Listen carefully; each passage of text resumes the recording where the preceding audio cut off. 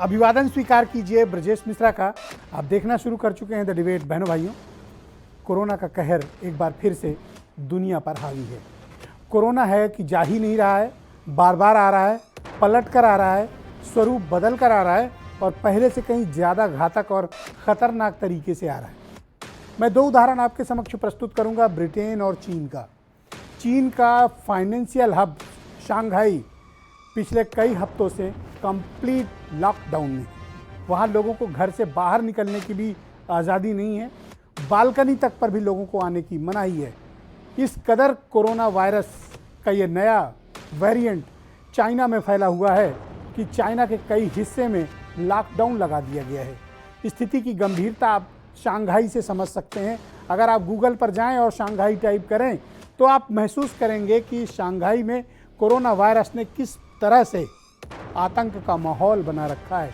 और आज वहां पर 27,000 से ज़्यादा नए केसेस शंघाई के भीतर मिले हैं। ब्रिटेन में भी, बेल्जियम में भी, जर्मनी और फ्रांस में कोरोना वायरस के नए वेरिएंट के सिम्टम्स मिले हैं और भारत में भी इसके सिम्टम्स पाए गए हैं।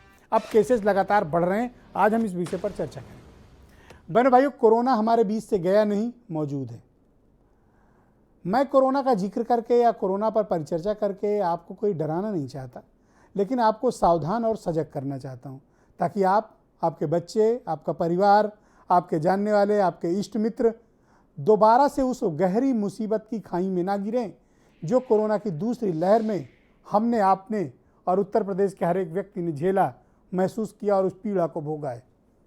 बहनों भाइयों, कोरोना वायरस का ओमिक्रॉन का नया वेरिएंट के दो हाइब्रिड वर्जन हुए, BA.1 और BA.2। ये दोनों हाइब्रिड वर्जन थे। अब इसका भी बाप आ गया है, उसका नाम है XE वेरिएंट। ये ओमिक्रॉन से 10 टाइम्स ज़्यादा घातक है। ज़्यादा घातक मतलब ज़्यादा संक्रामक है और बड़ी तेज़ी से स्प्रेड हो रहा है। इसके स्प्रेड होने की रफ्तार अभी मापी जा रही है, पर यह सामान्य आकलन है कि 10 times more dangerous than earlier.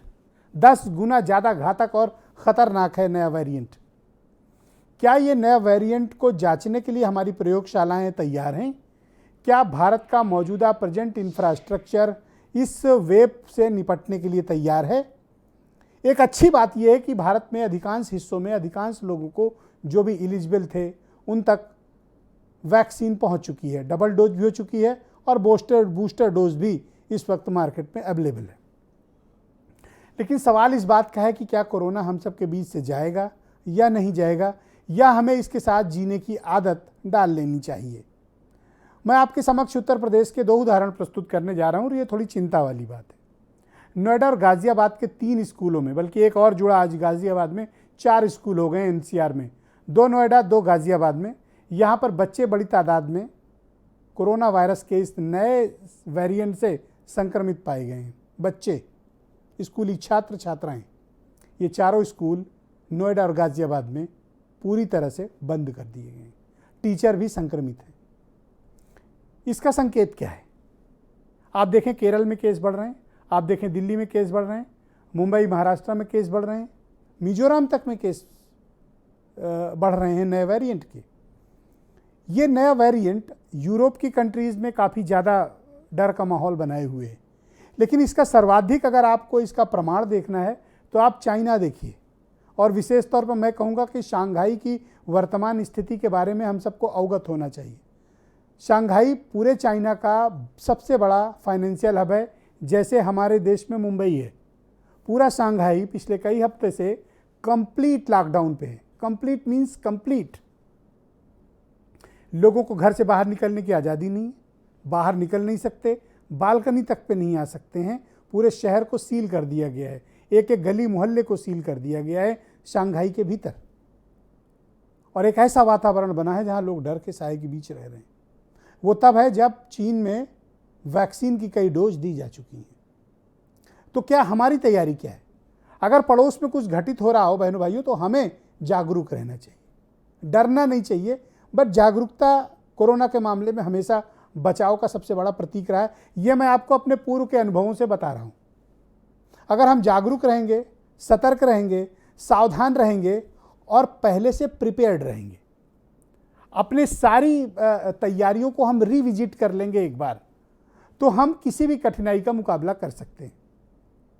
Bharat की सरकार को भी और उत्तर प्रदेश की सरकार को भी सावधान हो जाने की ज़रूरत है इस नए वेरिएंट से, क्योंकि ये इस नए वेरिएंट के बहुत ढेर सारे मरीज़, बहुत संक्रमित लोग अब मिलना शुरू हुए हैं। वो आंकड़ों में भले न दिखें, लेकिन बहनों भाइयों 28 दिन के भीतर लगभग 6000 लोग पूरे देश भर में कोरोना वायरस के चलते मारे जा चुके हैं। 46,000 नए केसेस मिले तो 58,000 ठीक भी हुए हैं, यानी ठीक होने का एवरेज ज़्यादा है। बट ना हो, हमें इस पर प्रयास करना चाहिए। आज की मेरी परिचर्चा का विषय ही यही है कि कोरोना के वायरस के इस नए वेरिएंट से निपटने के लिए, XE वेरिएंट से निपटने के लिए सरकारें क्या कर रही हैं, एक्सपर्ट्स क्या कर रहे हैं, डॉक्टर्स क्या सजेस्ट कर रहे हैं, हमारी सिविल सोसाइटी क्या कर रही है, और हम एक नागरिक के तौर पर अपने फ़र्ज को कैसे निभा रहे हैं। इस वक्त उत्तर प्रदेश में सभी स्कूल कॉलेज खुले हुए हैं और नोएडा गाजियाबाद के स्कूलों में कोरोना वायरस के संक्रमण फैला, बच्चे बड़ी तादाद में संक्रमित हुए। तो ये जुकाम, सर्दी, खांसी, बुखार बच्चों को आ रहा है। कई जगह कई माता पिता शिकायत कर रहे हैं, ये क्या है, क्या हम इसका टेस्ट करा रहे हैं? शायद नहीं करा रहे हैं। पर मैं आप सबको सजेस्ट करूंगा कि जिनके भी बच्चों को या जिन किसी को भी जुकाम भी हो तो वो अपना कोविड टेस्ट ज़रूर कराएं और इसको हल्के में बिल्कुल ना लें। आपने वैक्सीन की डबल डोज ली हुई है, उसके बावजूद आपको टेस्ट कराने और इसके बेहतर इलाज की बेहद ज़रूरत हो। ऐसा ना हो कि आप खुद सुपर स्प्रेडर बनकर इस वायरस को समाज के भीतर फैला रहे हों। आज की डिबेट का हमारा यही बिंदु है और हमें इसके बारे में खुलकर चर्चा करनी होगी, बात करनी होगी, क्योंकि ये परिचर्चा किसी व्यक्ति विशेष के लिए नहीं है, ये देश को बचाने के लिए है, ये प्रदेश को बचाने के लिए है, ये आपके परिवार को बचाने के लिए है, ये आपको बचाने के लिए, आपके बच्चों को बचाने के लिए है और हमारी मौजूदा पीढ़ी और आने वाली नई पीढ़ी को बचाने की ये डिबेट है। कुछ बयान सुने आप। बात करें तो मेरे पास जो है 13 आज की लिस्ट में है, नहीं 13 कल की लिस्ट में थे और 10 आज की लिस्ट में बच्चे रिपोर्ट हुए, तो टोटल 23 हो गए। एज अ स्कूल हमारी रिस्पॉन्सिबिलिटी बनती है और जो भी गवर्नमेंट का भी आदेश है, और आई थिंक एक ये फैलता बहुत जल्दी है, तो हमने इसीलिए रात को मिडनाइट इमीडिएट डिसीजन लिया कि स्कूल पूरा बंद करेंगे, क्योंकि 4 दिन छुट्टी है। तो उस 4 दिन में हमारे पास काफ़ी समय होगा कि हम पूरा कम्प्लीटली सैनिटाइज कर दें और हमें क्या कंडीशन है गाजियाबाद में वो भी पता चल जाएगी। देखिए, पेरेंट एसोसिएशन जो ये बच्चों का अभी कोरोना बढ़ रहा है उसको लेकर काफ़ी सजग है और पेरेंट्स को हम लोग अवेयर समय समय पर कराते भी रहे हैं। और हमारी एक सरकार को सुझाव भी है और प्रशासन को भी सुझाव है कि हाइब्रिड मॉडल जो है इसमें इस समय अपनाया जाए। जो बच्चे ऑनलाइन क्लास करना चाहते हैं उसकी परमिशन दी जाए।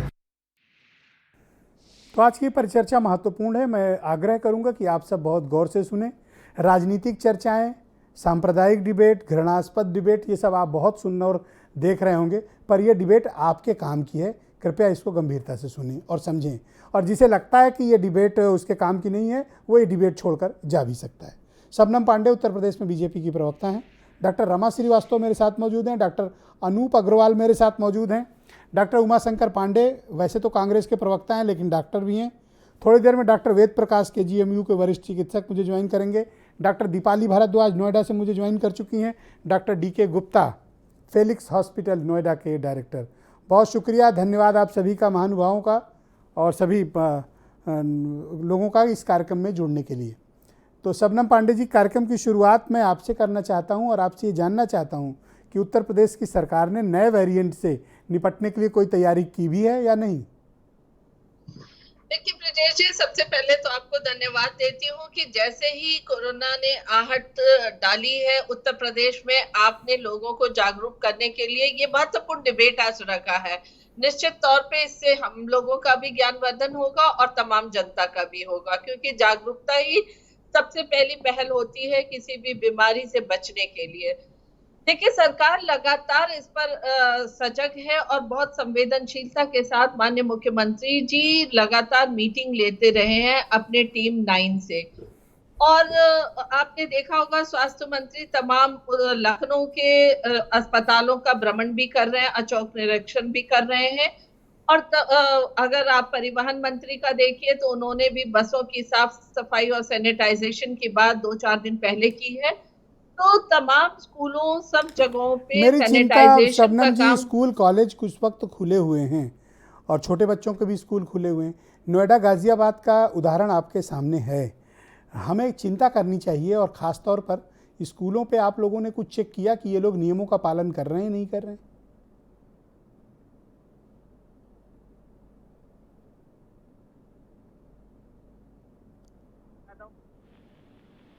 आपने अपना ऑडियो म्यूट कर दिया है, उसको ठीक करें आप। आपने म्यूट कर दिया है। आप तक मेरी आवाज़ आ रही है? मुझे हाँ। मेरी आवाज इको हो रही है। अब आप बोलें, आपकी आवाज़ मुझ तक पहुंच गई। Go ahead. तो देखिए 12 से ज्यादा उम्र वाले सभी लोग बच्चों की वैक्सीनेशन का काम बहुत तेजी से 12 से 15 साल के 84 लाख से ज्यादा बच्चों को वैक्सीनेट कराया जा चुका। स्कूलों को भी ये निर्देश दिया गया है कि वो सभी स्कूलों को सैनिटाइज करें, अस्पताल सैनिटाइज करें। कहीं ना कहीं इस बात को हम सबको मिलकर करना होगा, क्योंकि इस बार जो कोरोना वेव आएगा, हम सभी के पास एक अनुभव है कि हम कैसे बचाव कर सकते हैं। जी। सरकार अपनी तरफ से ऑक्सीजन प्लांट से लेके कोविड बेड तमाम व्यवस्थाएं कर चुकी है, लेकिन जो बचाव का पक्ष आता है, जो प्रोटोकॉल है कोविड का, वो हम जनता को ही करना मैं है। यही जानना उसकी- चाहता हूं कि आपकी पार्टी की सरकार उत्तर प्रदेश में है, आपने एडवांस में सब तैयारियां कर ली हैं या नहीं? देखिए पिछले अनुभव के अनुसार जो जो तैयारियों की जरूरत थी, उन सभी तैयारों को सरकार ने कर लिया है, लेकिन कोविड ने हर बार अपने रूप रंग को बदलकर अलग अलग तरीके से उसने प्रहार किया है। क्योंकि जी। आपने देखा कि अभी तक ये पता चल रहा है कि ओमिक्रॉन का जो ये वेरिएंट, जो नया वेरिएंट आया है, ये संक्रमण तो बहुत तेजी से इसका होता है, पर घातक कम पाया गया, जैसे कि यूरोपियन कंट्रीज में हम स्टडी से देखते हैं।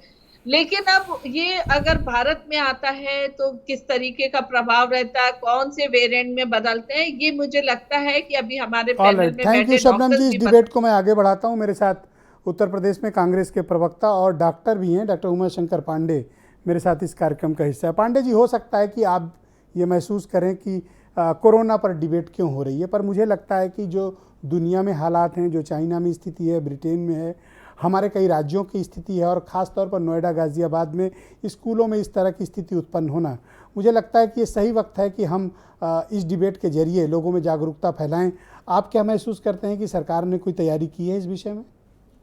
देखिए ब्रजेश जी, निश्चित रूप से पहले तो आपको बधाई कि आपने बिल्कुल सही समय पर ये डिबेट लाया है, जब दुनिया के साथ साथ भारत में भी एक्सी वेरिएंट पाए गए, खास करके 2 केसेस पाए गए। मुझे जो लगता है एक केस की, अभी मुंबई के केस का आधिकारिक पुष्टि नहीं हुआ है, लेकिन जिस तरीके से XE के संक्रामक दर के बारे में बात की गई है, निश्चित रूप से वो गंभीर चिंता का विषय है। जैसा कि आपने कहा कि इसकी जो संक्रामकता है वो 10% ज़्यादा है। ये निश्चित रूप से खतरनाक है। अभी तक जो BA.2 था उसी को सबसे ज़्यादा संक्रामक माना जा रहा था। पर अभी जो WHO की रिपोर्ट है वो बताती है कि BA.2 के मुकाबले 10 टाइम्स ज़्यादा डेंजरस है। इसीलिए ये ज़्यादा गंभीर विषय है, क्योंकि ये BA.1 और BA.2 दोनों का म्यूटेंट है ये।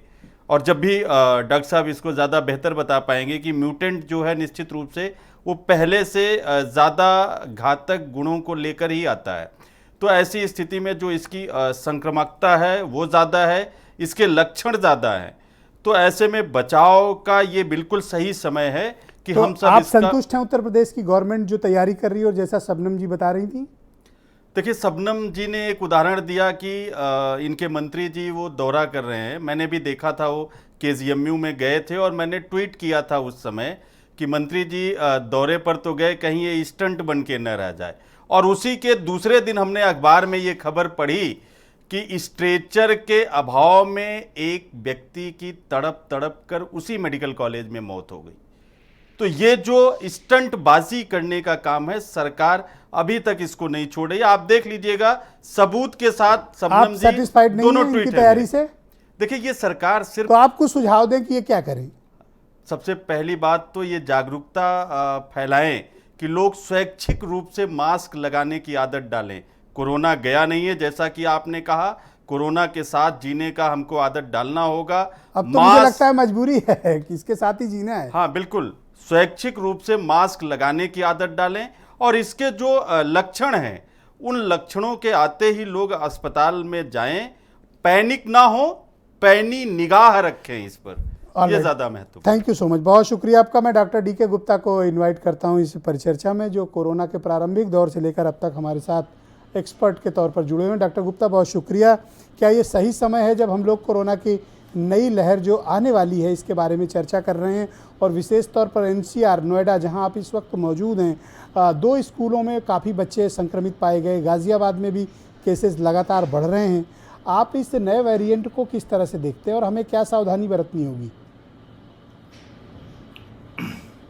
देखिए ब्रजेश जी, पहले तो बहुत बहुत बधाई। सच में आप लोग इतने दिनों तक जागरूकता अभियान चलाए रहे, पूरे 2 साल लगातार कोविड के बारे में जागरूक करते रहे, और जनता को बार बार जागरूक करना ही हमारी सबकी जिम्मेदारी है। और इस समय फिर दोबारा एक नया वेरिएंट आ गया, जैसे एक XE वेरिएंट हम लोग बोल रहे हैं। पर आज मैं आपको बताऊं, कई पॉलिटिकल पैनलिस्ट को मैंने इन्वाइट किया कि ये डिबेट में आना है, तो वो कह रहे थे कि अभी कोरोना पर क्या डिबेट करना, कुछ अजान वगैरह पे कर लीजिए डिबेट। नहीं, मुझे लगता है कि स्वास्थ्य ही सबसे बड़ी चीज़ है। जान है तो जहान है। तो बाकी डिबेट जब होगी, जब जान होगी हमारे पास, जब हम लोग स्वस्थ होंगे। कहीं अगर स्वस्थ नहीं होंगे तो हम कोई डिबेट नहीं कर सकते। तो स्वस्थ रहना ही सबकी बड़ी हमारी मुश्किल अहम से उमा जिम्मेदारी शंकर है। पांडे को और मैंने तैयार किया चाहे वो कि राजनीतिक भाई आ लोग जाओ, कम से कम बोलो तो सही। नहीं, ऐसी डिबेट के जी लिए बोलिए तो पहले डॉक्टर, तो मैं बोलिए। बताऊं, जो XE वेरिएंट है वो 2 वेरिएंट है जी, BA.2 और BA.1। इन दोनों का कॉम्बिनेशन है, रिकॉम्बिनेंट फॉर्म है, हाइब्रिड फॉर्म है, जो माना जा रहा है कि ज़्यादा इन्फेक्शियस है पुराने उससे। अभी तक कोई हमारे पास बहुत बड़ा डाटा नहीं जिसके बारे में हम कह पाएँ कि ये कितना खतरनाक हो सकता है। 2-3 चीज़ें बहुत इंपॉर्टेंट होती है किसी वायरस में जो नया स्ट्रेन आता है। एक तो वो कितना तेज़ी से फैल रहा है, दूसरा वो हमारी इम्यूनिटी को कैसे स्केप कर सकता है, तीसरा हमारे अंदर जाके कितना सिम्टम्स पैदा कर रहा है, कितने लक्षण पैदा कर रहा है, चौथा कितनी गंभीर बीमारी और कॉम्प्लिकेशन या डेथ रेट क्रिएट कर सकता है। तो इन सब अध्ययनों के लिए हमें समय लगेगा। बट हाँ, ये जरूर है क्योंकि हम पहले भी देख चुके हैं कि कहीं डेल्टा वायरस जैसा था, तो अगर ऐसा कोई खतरनाक स्ट्रेन आ सकता है तो दोबारा प्रॉब्लम क्रिएट हो सकती है। चाहे मैं उत्तर मुझे प्रदेश की बात चिंता करें, शंघाई की स्थिति को देखकर लग रही है। इस कारण मुझे लग रहा है कि हमें अपनी तैयारियों के स्तर को थोड़ा सा वृहत कर लेना चाहिए। बिल्कुल, तैयारियां देखिए इसमें 2 ही तरह की। एक तो हम सब पहले ही बात कर रहे थे कि कोविड एप्रोप्रिएट बिहेवियर का पालन करें। लोग थक चुके हैं, कोविड फटीग हो चुका था, तो इसलिए शायद अभी भी मास्क वगैरह हम सबने लिफ्ट कर लिए थे। लेकिन फिर हमें लगता है कि दोबारा हमें न्यू नॉर्मल लाइफ जीनी पड़ेगी। दोबारा हमें इन सब कोविड एप्रोप्रिएट बिहेवियर का पालन करना पड़ेगा। फिजिकल डिस्टेंसिंग हो, चाहे हमें रेस्पिरेटरी हाइजीन के बारे में बात कर रहे हो, चाहे हम हैंड हाइजीन के बारे में बात कर रहे हो, चाहे मास्क लगाना हो, इन सब चीज़ों का पालन करना पड़ेगा। दूसरा सबसे बड़ा जो हमारे पास ब्रह्मास्त्र, जिसपे सरकार ने बहुत बड़ा काम भी किया है कि 186 करोड़ लोगों को वैक्सीन लगा चुके हैं। तो कहीं ना कहीं वैक्सीनेशन प्रक्रिया को, जो बूस्टर डोज सरकार ने अभी अलाउ करी है 18+ में, वो हमें तेज करनी पड़ेगी। क्योंकि हम सबको पता है कि 6 से 9 महीने के बाद जो हमारे अंदर रोग प्रतिरोधक क्षमता होती है, जो एंटीबॉडी लेवल होता है, वो कहीं ना कहीं बीन ऑफ हो जाता है, कम हो जाता है। हम लोग दोबारा डॉक्टर साहब एक बात बताओ, मुझे कई लोग पूछ रहे हैं कि ये क्या कोरोना वायरस एक अंतहीन सिलसिला है, ये कभी खत्म नहीं होगा, अपना स्वरूप बदलता रहेगा?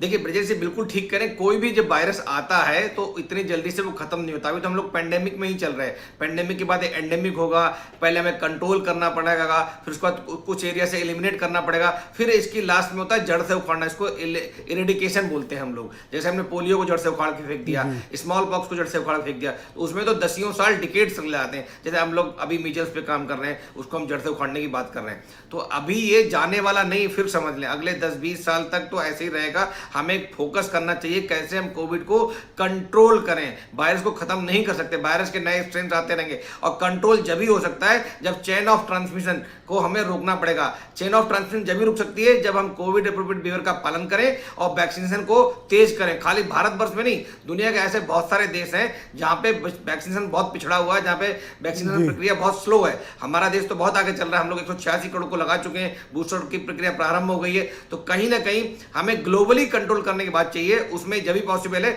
जब हम वैक्सीनेशन प्रक्रिया को बहुत तेज करेंगे। और हमें अपने देश में, अपने राज्य में भी अगर कंट्रोल करना है, बचाव करना है, लोगों को सुरक्षित करना है, तो बूस्टर डोज पे फोकस करना पड़ेगा। जिन लोगों की भी ड्यू हो चुकी है, 9 महीने हो चुके हैं, उन्हें तत्काल लेना चाहिए, तुरंत जाके अपना स्लॉट बुक जी। करना बहुत चाहिए। शुक्रिया आपका।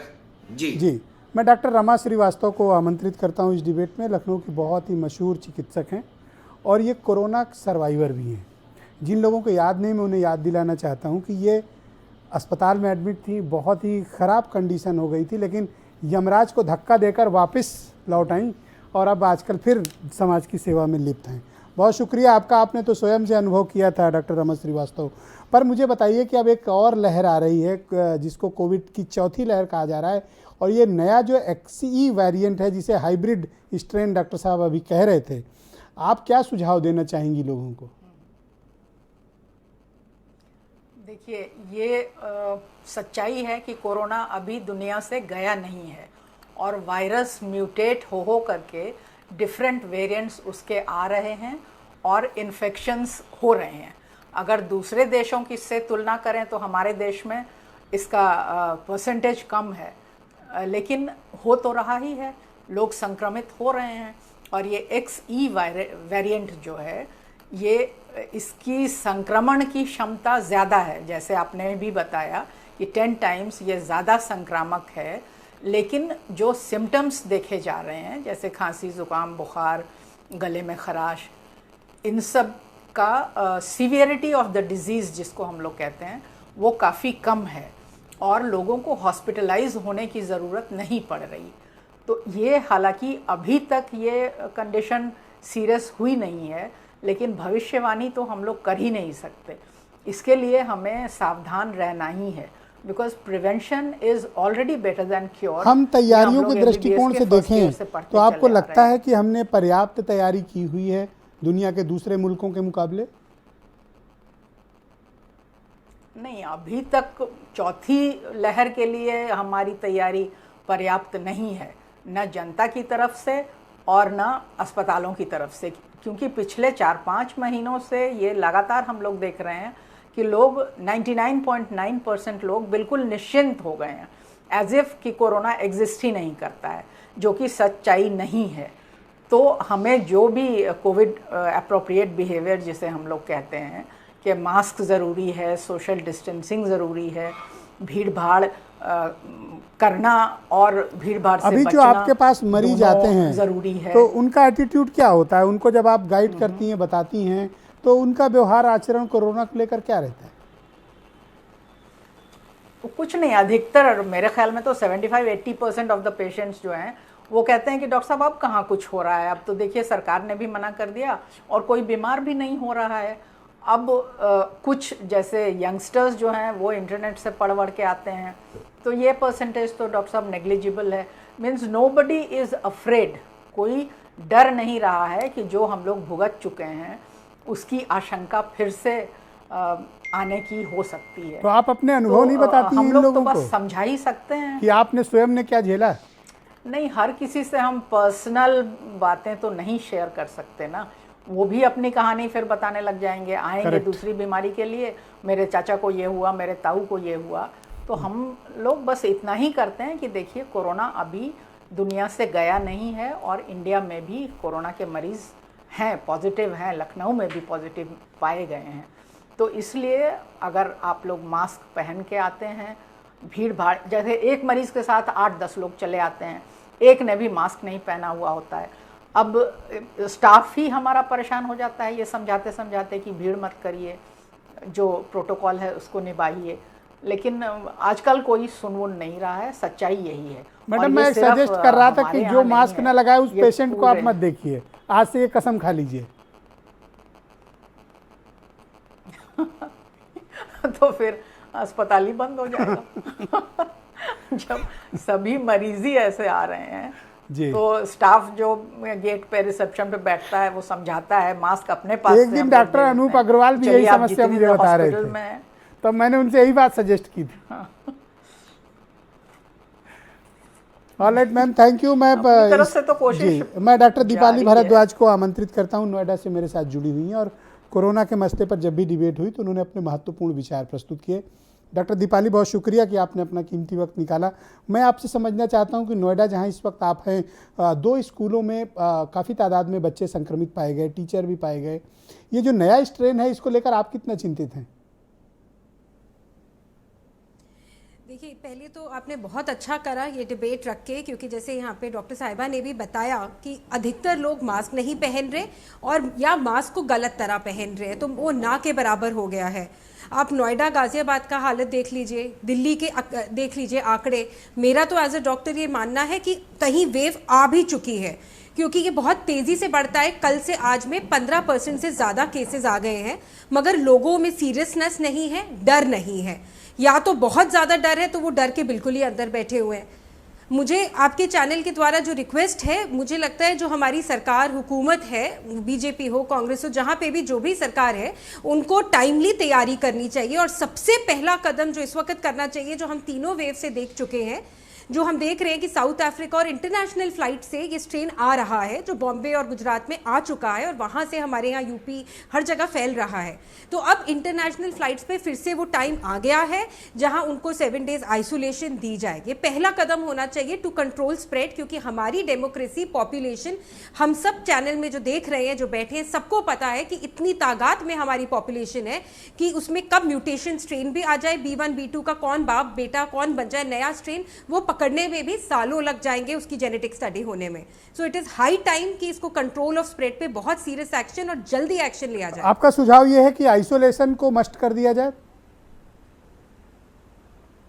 बिल्कुल ब्रिजेश जी, जैसे पहले हुआ था कि इंटरनेशनल फ्लाइट्स जो बाहर से स्ट्रेन्स आ रहे हैं, क्योंकि चाइना वगैरह लॉकडाउन में चले गए हैं, यहाँ ये लोग स्कूल खोल के रखना चाहते हैं और स्कूल में हम सबको पता है कि कितनी इंस्ट्रक्शंस फॉलो हो रही हैं, कितना ध्यान दिया जा रहा है, कितने बच्चों को वैक्सीन हुई है। सो हमारी वैक्सीन की जो स्ट्रैटेजी रही है बहुत अच्छी रही है, बहुत ज़्यादा खूब रही है, उसमें मैं पूरा धन्यवाद करूंगी प्रधानमंत्री जी का। मगर जब पता है कि इंटरनेशनली स्ट्रेन आ रहा है, तो या तो उन लोगों को आइसोलेशन दी जाए या स्ट्रिक्ट चेकिंग जो पहले होती थी, सेंसर वगैरह लगा के नए थर्मोमीटर्स खरीद के उनको दिए जाएं, क्योंकि वो इंफ्रारेड थर्मोमीटर की भी एक जिंदगी होती है 6-7 महीने की, उसके बाद वो नहीं चलता है। तो थोड़ा इन पे तेजी से काम किया जाए कि स्प्रेड को रोका जाए। अभी जो तैयारियां दिख रही हैं उनसे आप संतुष्ट हैं या चाहती हैं कि तैयारियों के स्तर को और बड़ा किया जाए, ब्रॉडर किया जाए? मैं थोड़े दिन पहले बॉम्बे गई, 4-5 दिन पहले, किसी भी फ्लाइट पे मुझसे पूछा नहीं गया कि आपको वैक्सीन हुई है, आपका सर्टिफिकेट कहीं नहीं देखा गया, दिल्ली एयरपोर्ट, बॉम्बे एयरपोर्ट। सो मैं वो तैयारियां फिर से देखना चाहूँगी जहाँ पे वैक्सीन सर्टिफिकेट्स को देखा जाए, जहाँ पे इंफ्रारेड थर्मोमीटर से देखा जाए, थोड़ा भी स्नीजिंग हो, क्योंकि ये वाला जो स्ट्रेन है उसमें ब्रिजेश जी बार बार छींकें आती है लोगों को। जुकाम पूरा नहीं बनता है, बट 2-3 दिन के लिए लगातार बहुत सारी छींकें आती है, डायफ्राम में इरिटेशन करता है ये वायरस। सो वो इंसान सुपर स्प्रेडर बन सकता है और हम सब अच्छे से जानते हैं कि अगर हमारे यहाँ पे 4th वेव आएगी तो हमारा सिस्टम कितना उसको ले पाएगा। दूसरी तीसरी वेव से ज़्यादा घातक हो सकता है। यहाँ उमा शंकर पांडे जी ने बहुत अच्छे से समझाया कि म्यूटेंट स्ट्रेन ज़्यादा डेंजरस होते हैं और हमारी पॉपुलेशन में म्यूटेशन कब हो रही है, कहाँ हो रही है, उसकी जेनेटिक स्टडीज़ शायद ब्रिजेश जी आप मुझे ज़्यादा बता पाए। मेरे ख्याल से वो करना भी संभव नहीं है वर्तमान हालात में। मैं डॉक्टर अनूप अग्रवाल जी को आमंत्रित करता हूँ, लखनऊ नर्सिंग होम एसोसिएशन के अध्यक्ष हैं। कोरोना मामले की जितनी भी डिबेट्स मैंने की उसमें प्रमुख विचार डॉक्टर साहब की तरफ से प्रस्तुत किए जाते रहे हैं। बहुत शुक्रिया आपका डॉक्टर अनूप अग्रवाल जी, अपना कीमती वक्त निकालने के लिए।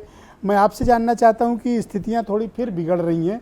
हो सकता है कि हम लोग थोड़ा अर्ली डिबेट कर रहे हों, लेकिन मुझे लगता है कि जागरूकता ही कोरोना के मामले में बचाव का सबसे बड़ा हथियार है।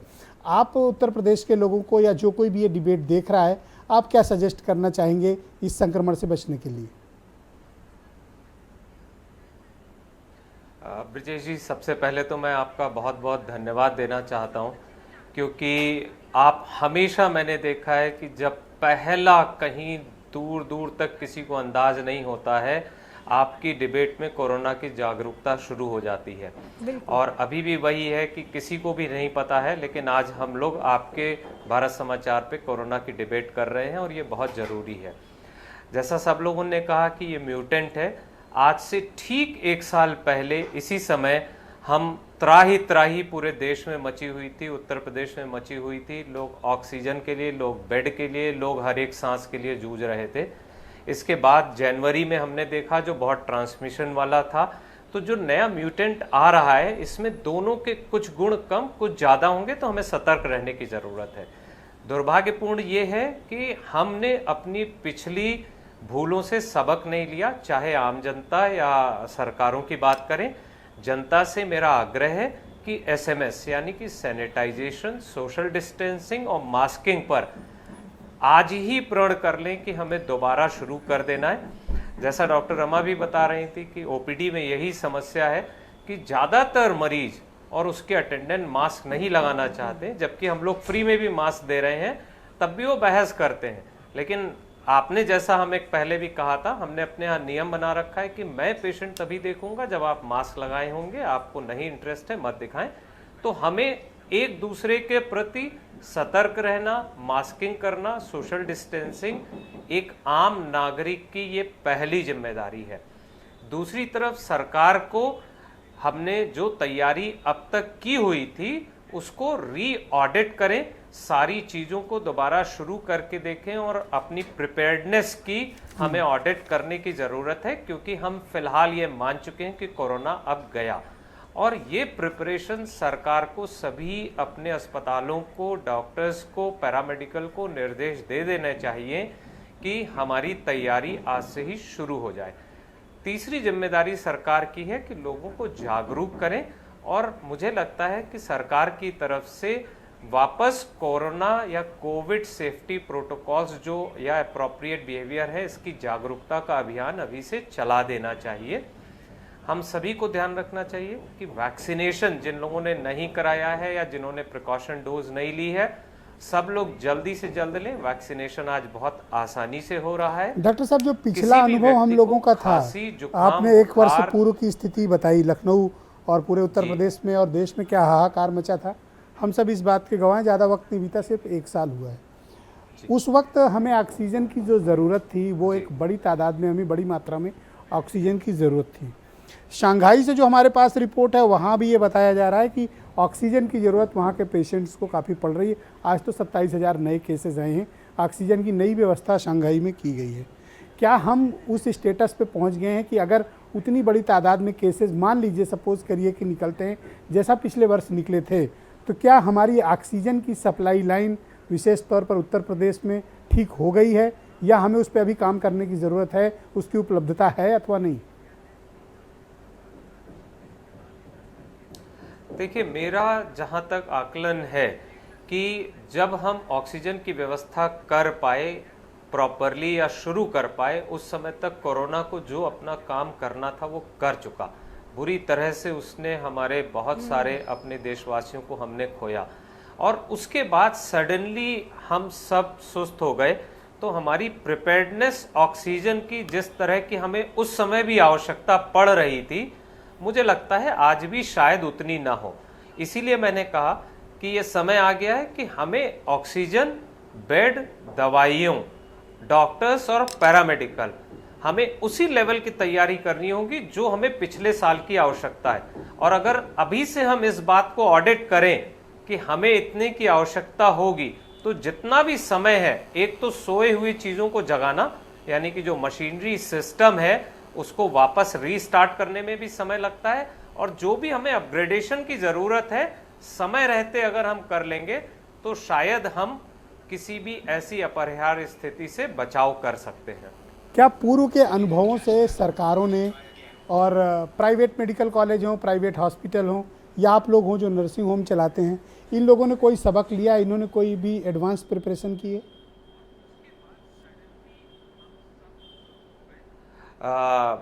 डेफिनेटली ऐसा नहीं है कि उसके बारे में प्रिपरेशन नहीं हुई।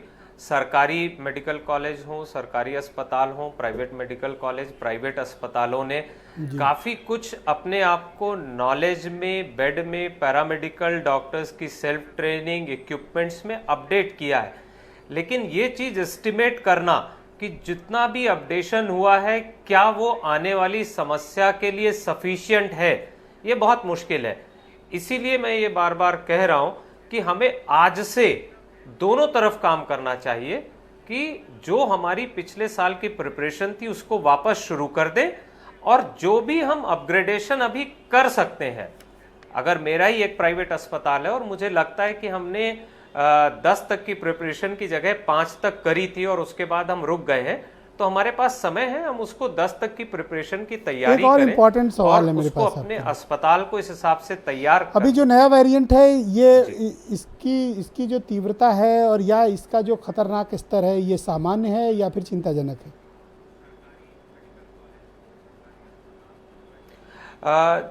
शंघाई में दोनों चीज़ें थी कि इसकी ट्रांसमिसिबिलिटी भी ज़्यादा थी और ये घातक भी ज़्यादा है। ब्रिटेन में जब कुछ केस आए तो उसमें से कुछ लोगों को हॉस्पिटलाइजेशन की ज़रूरत पड़ी, बट उसमें से एक डेथ रिपोर्ट शुरू में करी गई थी, बाकी की डेथ नहीं हुई। देखिए, ये जो वेरिएंट है ये लगातार म्यूटेट करता है और हमें ये समझना होगा, अगर हम सिर्फ पिछले 2 बार के वायरस से सबक लें तो एक जो जनवरी में अभी लेटेस्ट वायरस था वो बहुत तेजी से फैला रहा था, एक से दूसरी तरफ ट्रांसमिट कर रहा था, और जो पिछले साल अप्रैल में था वो जिनको भी हो रहा था उनमें बहुत घातक था। तो ऐसी पॉसिबिलिटी है कि जो अगला वायरस हो उसमें दोनों चीज के थोड़े थोड़े, यानी कि 50% वो ट्रांसमिसेबल भी ज्यादा हो और 50% घातक भी हो, ऐसा भी हो सकता है। तो ये कहना आउटराइट मुश्किल है कि हिंदुस्तान में आते आते अब वायरस किस तरह से अपने स्वरूप और कैसा व्यवहार बदलेगा, लेकिन डेफिनेटली हमें ये नहीं मान के चलना कैसा व्यवहार करता है। तो हमें ये मान के नहीं बैठना है कि नहीं साहब वो बस ठीक है, फैलाएगा सब में, थोड़ा बहुत खांसी जुकाम करेगा और उसके अलावा कुछ नहीं करेगा। हमारी प्रिपरेशन तो ये मान के होनी चाहिए कि अगर एक भी डेथ वायरस के कारण हो रही है तो हम उसको कैसे बचा सकते हैं। हमारे देश का हर व्यक्ति अपने समाज के लिए या अपनी फैमिली के लिए महत्वपूर्ण है। किसी भी फैमिली मेंबर को खोना उस फैमिली के आगे तक के पूरे उसको खत्म कर देता है। तो हमें ये इंश्योर करने की जरूरत है कि कोविड के कारण हमारा एक भी व्यक्ति की डेथ ना हो।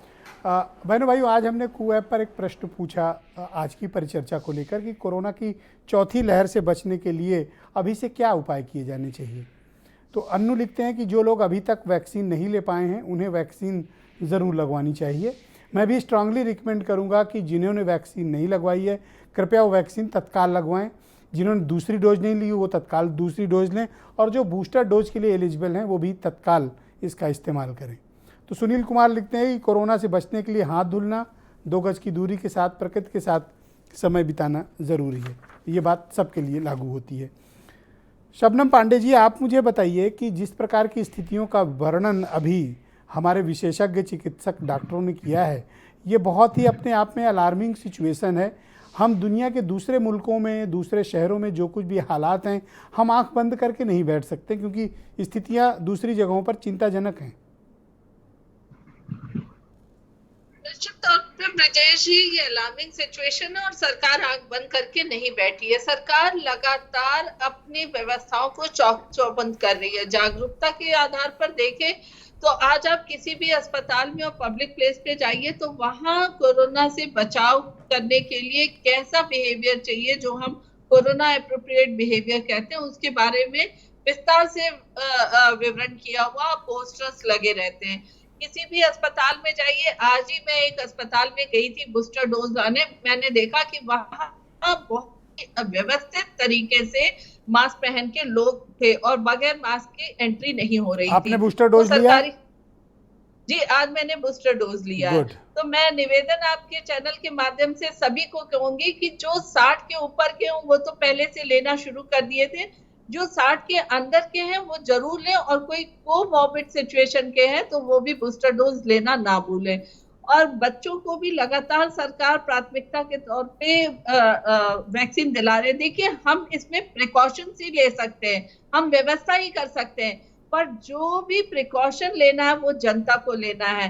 क्योंकि हम ये सोचें कि जब तक कोई आदेश ना आए हम मास्क ना पहने, सोशल डिस्टेंसिंग ना करें, हाथ ना धोएं, क्योंकि सबसे पहले हम हमेशा कहते हैं प्रिवेंशन इज बेटर देन, तो वही बात है कि हमें प्रिवेंट करने के लिए सारी सरकार पूरी संजीदगी के साथ इस देख रही है कि पर आज जो विशेषज्ञ डॉक्टरों ने जो भी सलाह मशविरा दिया है, मैं चाहता हूं कि चूंकि आप रूलिंग पार्टी की स्पोक्स पर्सन हैं, इन सब की सलाह आप अपनी सरकार के जिम्मेदार लोगों तक जरूर पहुंचाएं।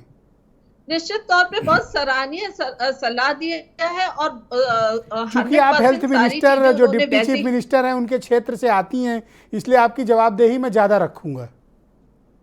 निश्चित तौर पे मैं कोशिश करूंगी जल्दी से जल्दी उनसे मुलाकात करके इस बात को अवगत कराऊंगी।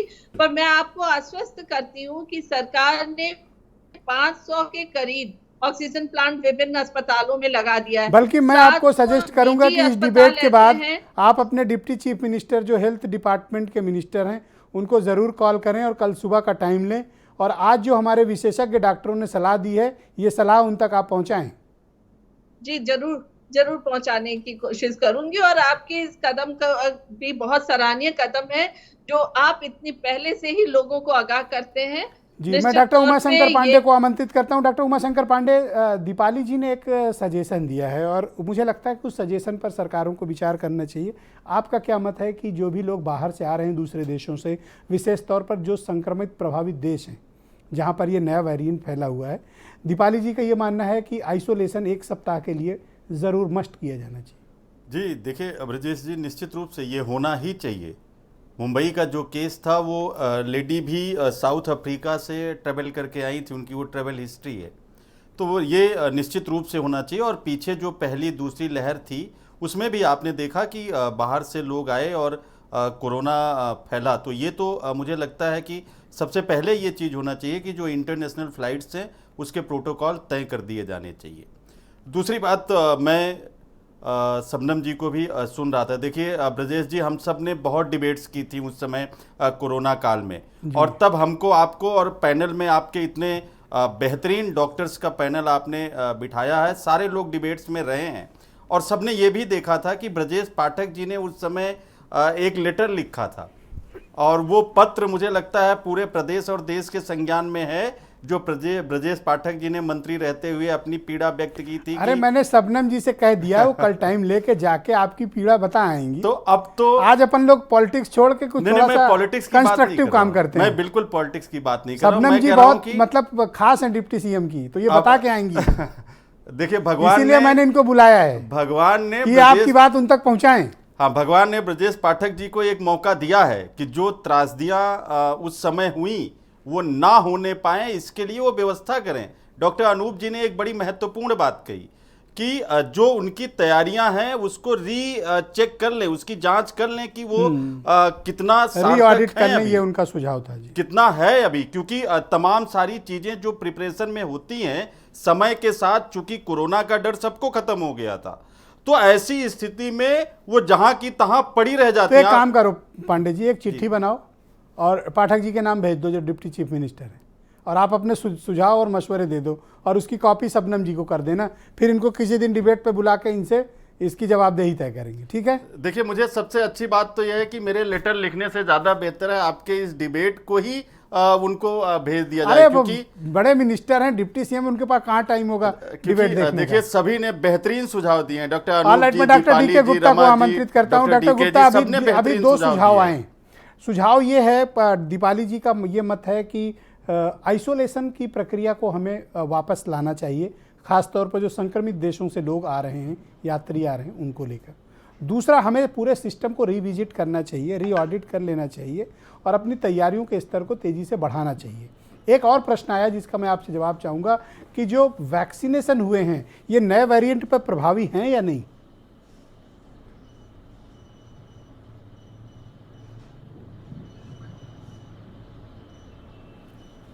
डॉक्टर डी के गुप्ता जी, आप मुझे सुन पा रहे हैं? जी हाँ, जी, मेरा बिल्कुल।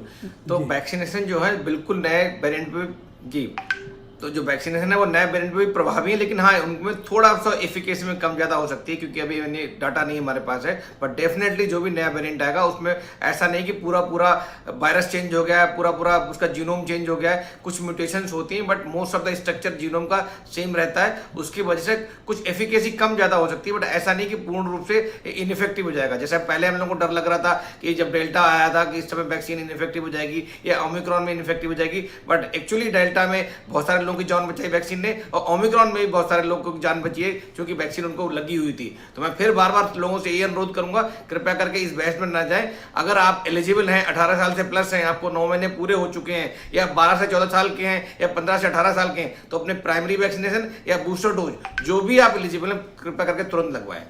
इस डिबेट में एक और चर्चा आई कि आइसोलेशन की प्रक्रिया को वापस शुरू करने की ज़रूरत है, विशेष तौर पर संक्रमित देशों से आने वाले यात्रियों पर। देखिए आइसोलेशन नहीं, हम उसको क्वारंटाइन बोलते हैं, आइसोलेशन उसको बोलते हैं जब पॉजिटिव पेशेंट होता है तब उसको आइसोलेट करते हैं। और क्वारंटाइन में डेफिनेटली सही कह रहे हैं आप कि जो लोग आ रहे हैं उनकी सघन स्क्रीनिंग होनी चाहिए, जिसमें उनका तापमान देखना है, टेम्परेचर देखना है, सिम्टम्स देखने। इवन मैं तो ये कहूंगा कि जिसमें बाहर से जो भी इन कंट्रीज से लोग आ रहे हैं उन सबको कंपलसरी क्वारंटाइन में डालना चाहिए और उसके बाद देखना चाहिए 48 घंटे में अगर कोई सिम्टम्स आ रहे हैं नहीं आ रहे हैं, और उनके 2 RT-PCR टेस्ट होने चाहिए। अगर दोनों नेगेटिव हैं और कोई सिम्टम्स नहीं है 7 दिन में, उसके बाद ही उनको हमें देश के अंदर प्रवेश की अनुमति दी जानी चाहिए।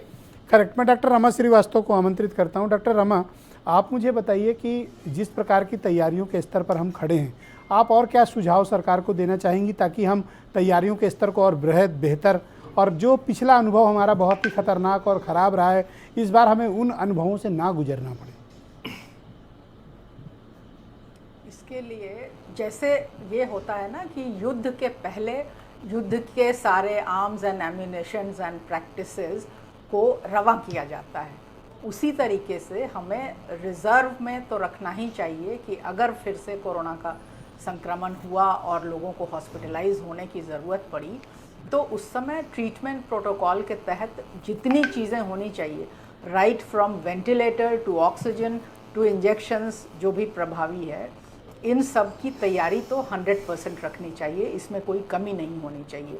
मुश्किल ये है कि हमें ये पता नहीं है कि कितने लोग संक्रमित होंगे और डिजीज़ की सीवियरिटी कितनी होगी। अभी जो हमारे पास लेबोरेटरीज हैं की ज़रूरत वो ये नए वेरिएंट को पकड़ने में सक्षम हैं? जी हाँ, वेरिएंट तो पकड़ा ही जा रहा है, लेकिन ये है कि हॉस्पिटलाइजेशन की नौबत नहीं आ रही, क्योंकि जो सिम्टम्स डेल्टा वायरस के साथ थे कि फेफड़ा बुरी तरह से संक्रमित हो जाता था, ऑक्सीजन की कमी हो जाती थी, सैचुरेशन घट रहा था, हाई फीवर चल रहा था, सांस लेने की तकलीफ़ थी, ये सब इस वेरिएंट के साथ अभी तक पकड़ में नहीं आया है कि इन सिम्टम्स के साथ कोई व्यक्ति हो। माइल्ड खांसी, ज़ुकाम, गले में खराश, ये शिकायत हुई है लोगों को, और उनमें कुछ लोग स्क्रीनिंग के बाद पॉजिटिव पाए गए हैं। डेथ भी अभी तक एक भी रिकॉर्डेड नहीं है इस वेरिएंट से, तो इसलिए लोग निडर हो रहे हैं, लेकिन अभी मालूम नहीं है, क्योंकि आप जानते हैं कि COVID virus has been a characterless virus, इसका कोई चरित्र ही नहीं रहा है, ना किसी को मालूम था, और समय के साथ हम लोगों को जानकारियाँ मिल रही हैं, रिसर्च हो रहा है, तब समझ में आ रहा है कि इससे क्या क्या परेशानी। अच्छा, वायरस भी कैरेक्टरलेस होता है, ये मैं पहली बार मतलब तो सुन रहा हूँ। 100% रखनी पड़ेगी। आपने तो वायरस को ही चरित्रहीन करा। तरबूजे को देख के तरबूजा रंग बदल लेता है। ऑलराइट, दीपाली जी मुझे ज्वाइन कर चुके हैं। दीपाली जी, आप मुझे बताइए कि लास्ट ईयर हम लोगों ने जो सबसे बड़ी समस्या फेस की थी वो थी ऑक्सीजन की कमी की। ऑक्सीजन बेड की भी उपलब्धता बहुत कम थी। क्या आपका अनुभव है और क्या आपको लग रहा है कि हमने ऑक्सीजन के जो डिमांड्स अगर पीक पर अगर पहुँचे, मान लीजिए सपोज करिए, तो क्या हमारी तैयारी उतनी बड़ी है? जी, मैं ब्रजेश जी यही मानना चाहूँगी कि शायद हमारी तैयारी इतनी बड़ी है। जैसे यहाँ पे मोहतरमा मैडम ने बताया कि यूपी में 500 प्लांट्स आ गए हैं, नेशनल लेवल पे हज़ारों प्लांट्स आ गए हैं। अगर ये सच्चाई है और उनको चेक कर लिया है तो शायद ऑक्सीजन की कमी नहीं आनी चाहिए, मगर ऑक्सीजन बेड पे मिलने की कमी दोबारा आ सकती है। इसीलिए मेरी आपके चैनल के द्वारा एक ही रिक्वेस्ट होगी, जो हमारे व्यूअर्स हैं, जो हम सब लोग को देख रहे हैं इस चैनल में, हम लोगों की जो जिम्मेवारी है, एसएमएस तो है ही, सबको पता है कोविड एप्रोप्रिएट बिहेवियर, उसके लिए सीरियस हो जाओ। जब आपको सर्दी जुकाम हो तो अपने फेफड़ों के बल, अपने पेट के बल सोना चाहिए, और इसको आदत बनाना चाहिए कि रात को सोते वक्त 10-15 मिनट उस तरह सोए ताकि फेफड़ों में ऑक्सीजन का लेवल बढ़ाया जाए। हुकूमत जो भी कर पा रही है वो करेगी, मगर लोगों की सीरियसनेस जब तक नहीं है तब तक हम सबको रिजल्ट नहीं दिखाई देगा। और डॉक्टर अनूप अग्रवाल जी, मैं आपसे समझना चाहता हूं कि विशेष तौर पर जो हमारे पास जानकारी है कि केरल, दिल्ली, महाराष्ट्र, हरियाणा और मिजोरम में थोड़े इस तरह के केसेस बढ़े हैं। अभी यूपी की तरफ हमें गाज़ियाबाद और नोएडा में ही नए मामले ज़्यादा बड़ी तादाद में मिले हैं। आपका क्या सजेशन है कि हमें ऑक्सीजन को लेकर क्या रीऑडिट करने की ज़रूरत है? ऑक्सीजन बेड का मुद्दा जो अभी दीपाली जी ने उठाया कि ऑक्सीजन तो है, लेकिन हम ऑक्सीजन बेड तक कैसे पहुंचाएंगे, क्योंकि पिछली बार भी ऑक्सीजन उपलब्ध थी प्लांट में, वो पहुंच नहीं पा रही थी अस्पतालों में। ये एक बहुत बड़ा मेजर इशू बन गया था। पुलिस लगानी पड़ी थी, पायलट और स्कॉट लगा के चल रहे थे ऑक्सीजन के टैंकर।